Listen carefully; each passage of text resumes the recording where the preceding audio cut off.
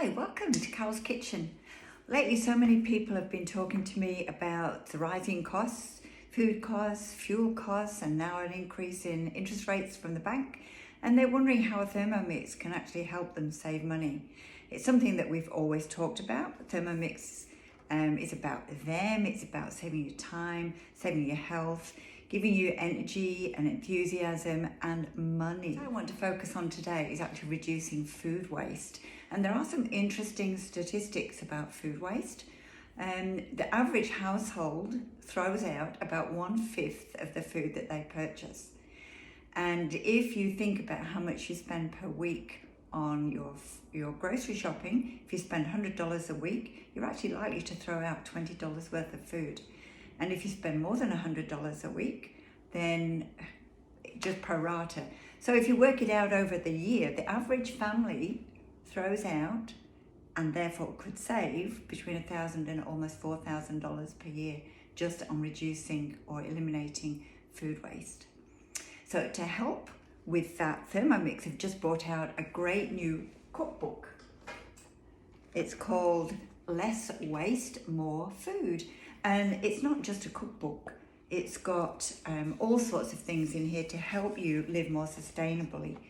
Just buying things that are in season, helping you with different composting ideas, storage ideas.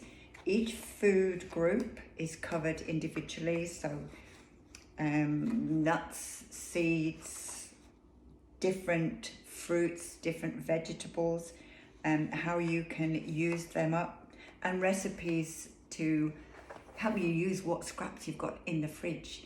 Yesterday I made, it's called the chicken and risotto bake, which is in the book. And I did post it onto my Facebook page, so take a look there. It's basically using some chicken, whatever kind of chicken you've got. The vegetable component is just really what you have. And what they suggest is broccoli stalk, cauliflower stalk. I had both of those, but I also had half a leek that I'd got left over, and it was just starting to grow out a little bit at the end. So I used that instead of onion. I didn't have asparagus, so I used some Brussels sprouts. I had half a small bag of baby spinach that was on its expiry date and probably wouldn't have enjoyed it as a salad, but stirring that into the chicken and risotto bake. And at the end of the cook, it was absolutely delicious. You know, I wouldn't have believed the scraps of vegetables that I'd put in there, but it's very adaptable. You can use basically what you've got. And there are lots of examples like that in the cookbook. Anyway, we are talking about reducing food waste, and there are lots of things that you tend to throw out. Many families throw out the crusts of their bread. You know, kids will often not eat the crust around the middle, so the ends of the loaves and the crust from around the edge, save them. You can actually make breadcrumbs really easily. You can flavour them with things like citrus rind, herbs, and then you can coat things in. You can make arancini balls from leftover risotto, all sorts of things. But what I'm going to do with my little 2 scraps from the end of a loaf today, I'm just going to make breadcrumbs, and then I'm going to incorporate them into a crumble topping for a fruit crumble. So I'm just going to put these into my Thermomix. I'm just going to give them probably about 4 seconds on speed 6, and that should give me a fairly fine crumb.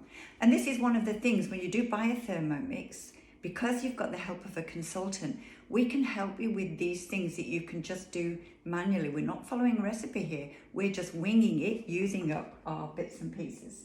So let's just take that up to, say, speed 6. And let's take a look. So there we have got our breadcrumbs. So when I make a fruit crumble, it's really very quick and easy. It's just flour, sugar and butter. I tend to use a 3-1-1 proportion of those, and I just throw them in and turbo them 2 or 3 times. I also add some nuts or seeds. So the crumble mix that I've made previously has got some almonds and some walnuts, some pistachios in there, and some oats. Oats and chia seeds are really good additions to crumble mix because of their fantastic nutritional value. So this is crumble mix that I keep in the freezer. And again, that's, you know, they say time is money. So if you can save time, you're also saving money that way too. And so I tend to make a larger quantity of crumble mix than I actually need for the crumble I'm making at the time. So I'm just going to add about half of this into the bowl. And we're just going to mix it. So we'll just give that 5 seconds.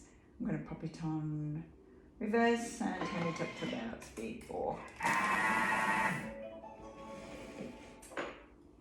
Okay. So now we've got our crumble mix containing those breadcrumbs as well. I'm just going to pop that into a bowl. So the other thing that I'm using up today is some fruit. So I've got here some apple, some pear and some plum that again would probably not what you would choose to eat out of the fruit bowl, but they're perfectly fine to have cooked. And quite honestly, fruit that is starting to just ferment, it's getting a little bit overripe, it's a lot easier to digest. So I'm just going to put those into the Thermomix. I'm going to add about a teaspoon of homemade vanilla paste. So, you know, there's lots and lots of things that you can make for your pantry and fridge that will save you lots of money too. Some cinnamon, because I like a little bit of cinnamon with my cooked fruit. And just a dessert spoon or so of honey. Sweetness is always a personal choice, so I like to put a bit of honey in, but you could put maple syrup, you could put a bit of sugar, you could have no sugar at all, depending upon the sweetness of the fruit. And we're just going to chop these to start with, so we'll just have 5 seconds on speed 4.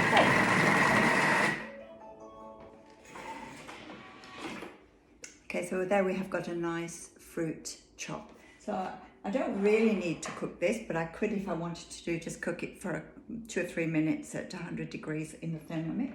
But I think this will cook really well in the oven. So I'm just going to put it into a serving dish.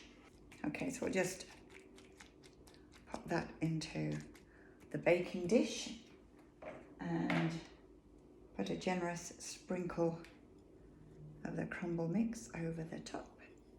Just going to pile it on and then just spread it out a little bit so that it comes up to the edge. There we are, there's our dessert for tonight. And really, the fruit that I've put in here would have been thrown out. If it had gone into the bin and into landfill, it would have been creating methane as it rots. Methane is more toxic apparently than carbon dioxide to the atmosphere. So every little helps. Every time that we can reduce our food waste, we're saving not only dollars in our pocket, but we're saving the planet little by little. Anyway, I'm going to keep carrying on with a few of these little snippets of reducing food waste, saving you money. If you're interested in how a Thermomix can help you, and it certainly is brilliant in so many ways in saving you money, as well as all its other wonderful attributes, then please get in touch. The free gift this month is actually this cookbook, but not only this cookbook, you get the free kitchen toolkit with it, which is just brilliant. I love this, love it to bits.